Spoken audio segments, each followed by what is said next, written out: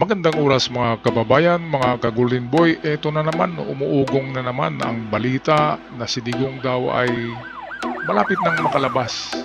Malapit nang mabigyan ng interim release ng ICC dahil sa meron na daw nag-asikaso niyan.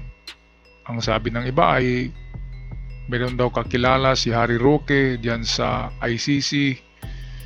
Kaya malaki ang tsansa na makalaya pansamantala si Digong at ready na daw yung isang bansa na tatanggap kay Digong. Kaya ito'y pinabulaanan ni Trillanes na hindi malabo daw at hindi magkatotoo.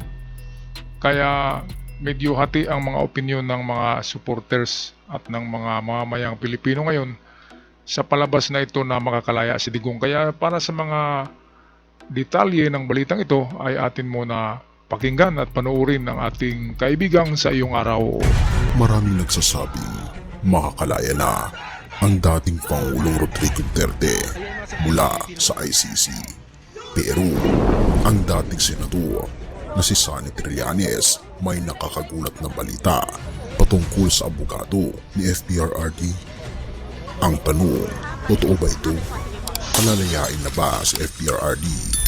Trillanes may pangumba tungkol sa abogado niya. Alamin ang katotohanan.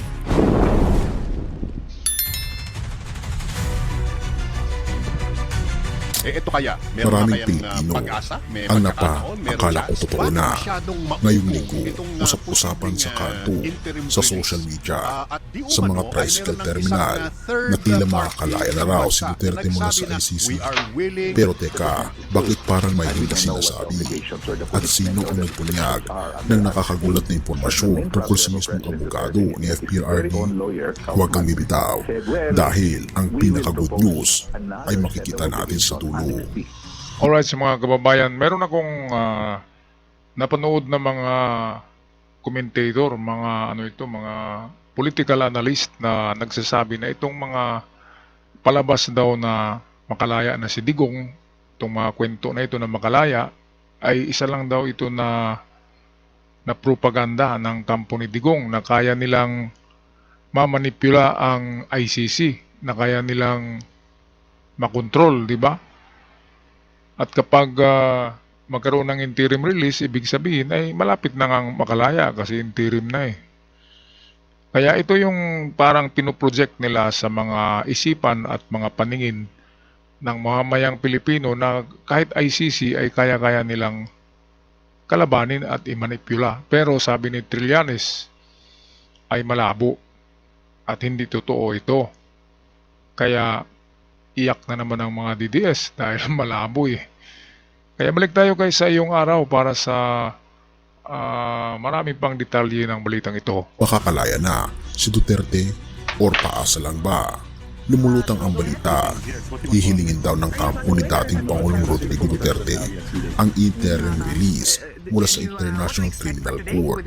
Gagamitin daw nila ang dahilan ng katandaan at pangakong di tatakas para mailipat siya sa pansamantala sa ibang bansa. Pero ibig sabihin ay lalaya na agad, hindi automatic, walang garantiya, walang go signal pa. At dito na pumapasok si dating Senador Antonio Trillanes. Teka, itong mga rason na katandaan, hindi yan rason. Kahit na matanda ka, ay nagkaroon ka ng nakapag-commit ka ng crime for humanity. Kaya kahit ikay 100 years old, ay mananagot ka dyan. Wala sa batas na kung matanda ay hindi na pwedeng managot, di ba? Kung matanda ka ba, pwede ka nang pumatay ng tao at hindi ka makulong dahil matanda, hindi ganun. Sabi nga ni Cristina Conte, kahit ilang taon pa yan si Digong na matanda, ay magbabayad talaga siya ng kanyang mga ginawang kasalanan. Kaya yan, siguro merong konting pardon dyan, meron sigurong konting pagbawas ng sentensya, halimbawa life sentence. So, sabihin natin 50 years of imprisonment, life sentence. Kasi sa 50 years, patay na sigurado, di ba?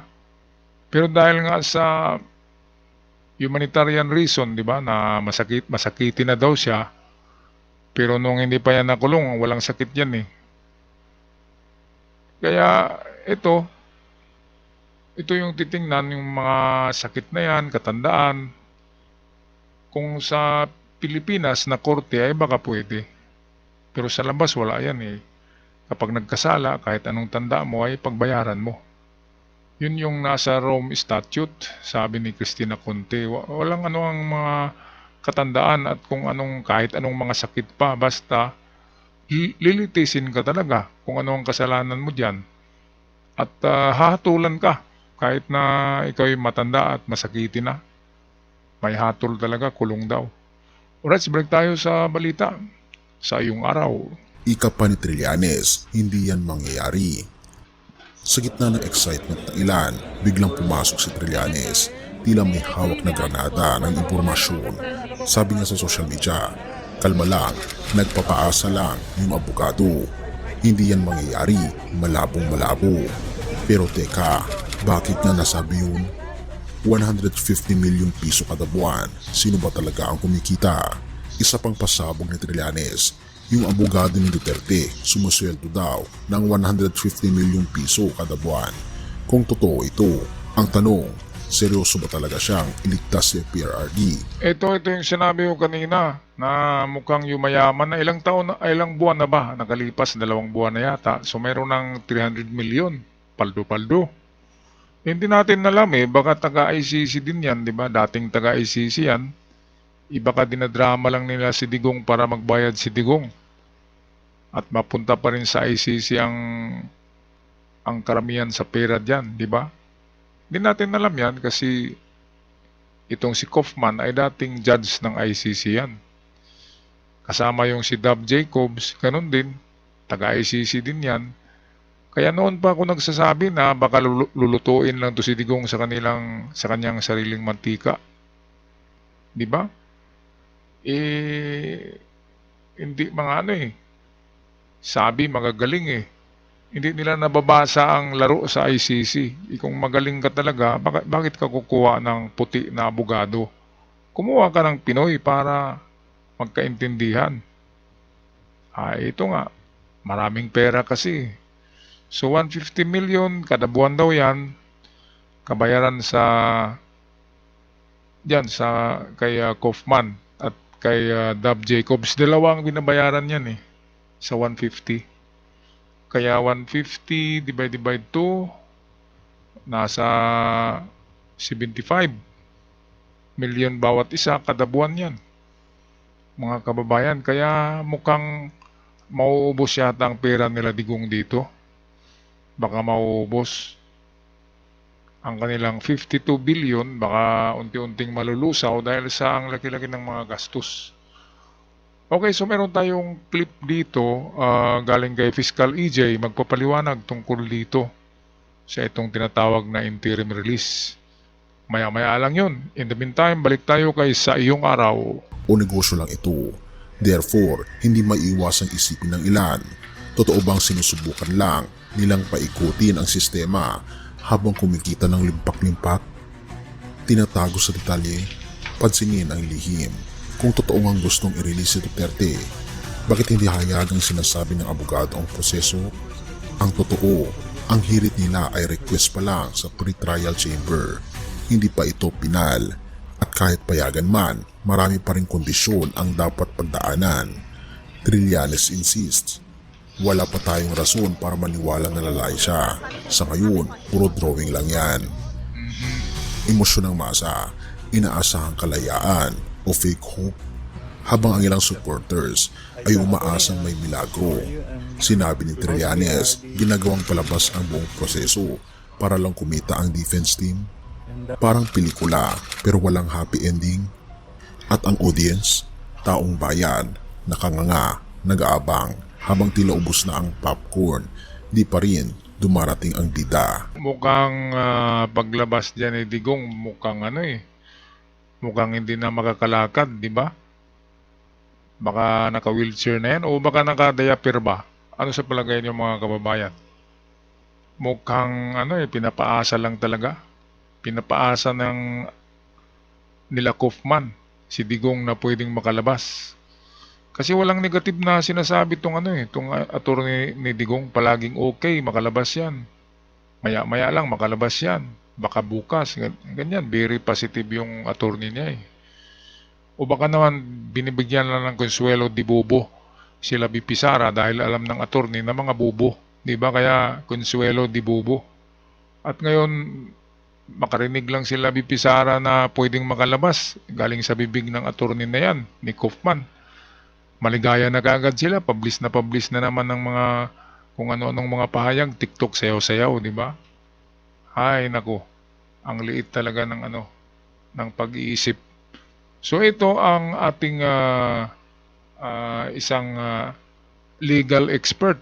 Ito si EJ, Fiscal EJ ito, magpaliwanag tungkol dito sa interim release base na sa Rome Statute. Narito si Fiscal EJ, atin pakinggan. May third country na umano na willing siyang tanggapin under strict conditions. Pero hindi pa ibinunyag kung anong bansa ito. Dagdag pa nila, he's ready to comply with any monitoring or restrictions the ICC may impose. Pero ano ba ang legal basis ng interim release? Under Article 60 of the Rome Statute, a detainee may request interim release before trial, but only if the pre-trial chamber finds that continued detention is not necessary. Ang ICC po ay tumitingin sa iba't ibang factors. Number 1, may possibility ba na tumakas ang akusado? Number 2, pwede ba niyang gambalain ang ebidensya o takutin ang mga testigo? Pwede. At number 3, may banta ba sa public order or safety? Meron. Kung wala ang mga risk na ito, pwedeng i-release ang detainee, pero may conditions. Sa ilalim ng Rule 119 sa Rules of Procedure ng ICC, pwedeng i-require ng ICC na ang akusado ay manatili lang sa isang bansa, mag-report regularly sa authorities, at iwasang kontakin ang mga testigo o biktima. Pero ito ang catch. Kailangan may bansa na willing magpatupad ng mga kondisyon.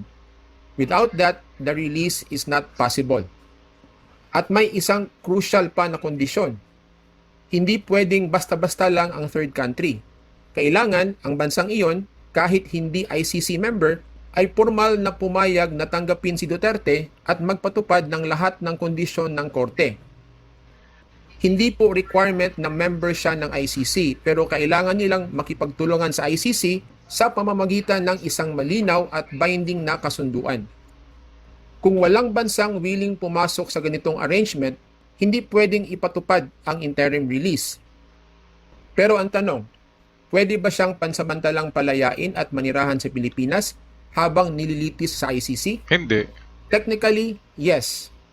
Ayon sa Rome Statute at ICC rules, pwede siyang i-release to any country. Ayan, pwede nga yan sa Pilipinas, pero hindi pwede. Dahil nga kalaban nila ang gobyerno, di ba? Kaya nga yan binigay sa ICC dahil ang gulo-gulo eh. Gugulo ang Pilipinas at marami ang masasaktan kapag nandito palagi yan. Kaya binigay na sa ICC dahil ang gulo-gulo eh. Palaging nagmura araw-araw. Mga supporters niya ganun din. Tinatawag na Digong effect, 'di ba? Duterte effect. Duterte mismo, 'di ba? Meron ng ganyan eh na parang ina-idol nila, kinukopya nila ang style ni Digong. Parang meron ng Dutertism, kung sa English pa. Dutertism, parang movement na itong influenced by Duterte. Ayan yung tinatawag na DDS effect sa utak ng mga mamamayan. Kaya itong interim release, sabi nga ni Trillanes, ay malabo. Hindi yan papayagan dahil nga gugulo ang Pilipinas kapag babalik yan. Okay, so tapusin natin ang video courtesy ni Fiscal EJ. Kudos kay Fiscal EJ para sa ating video ngayon na nagpaliwanag ang ating magaling na attorney tungkol sa Rome Statute nitong tinatawag na interim release. kasama ang kanyang sariling bansa. Basta pumayag ito at kayang ipatupad ang mga kondisyon ng korte. Pero in my opinion, malabo itong mangyari sa kaso ni Duterte. Bakit? Una, may seryosong risk na kapag bumalik si Duterte sa Pilipinas, Tama, mahihirapan na ang ICC na makuha siyang muli, talaga. lalo na kung may political protection siya. At pangalawa, ang kanyang malawak na impluensya sa gobyerno, media at law enforcement ay pwedeng gamitin para maapektuhan ang mga testigo, ebidensya o mismong takbo ng kaso. Ayan, totoo yan, mga kababayan. Kapag nakabalik yan, ay talagang makapag-impluensya yan at tatakutin na naman yung mga testigo. Tatakutin na naman yan ng tukhang, di ba?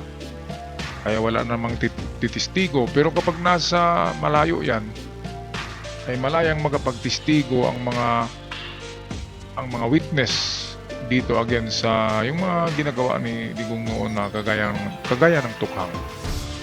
Alright, so ano sa palagay niyo mga kababayan? Makalaya nga ba si Digong sa tinatawag na interim release? Anong bansa nga kaya? Ano bang bansa? China ba yan? North Korea? Kay Kim Jong-un? Saang bansa ba? Kay ano ba? Sa Timor-Leste, yung paborito niyang lugar dyan? Atin lang mga kababayan, pag-comment na lang sa ating comment section sa inyong palagay kung saan ba talaga pansamantalang tatago or maninirahan si Digong kung sakaling mabigyan siya ng interim release. Alright, so ako'y magpaalam na, maraming salamat, at sa mga bago pa lamang sa channel, huwag kalimutan mag-subscribe para palagi tayong updated sa mga bagong uploads. Hanggang sa muli, salamat sa lahat.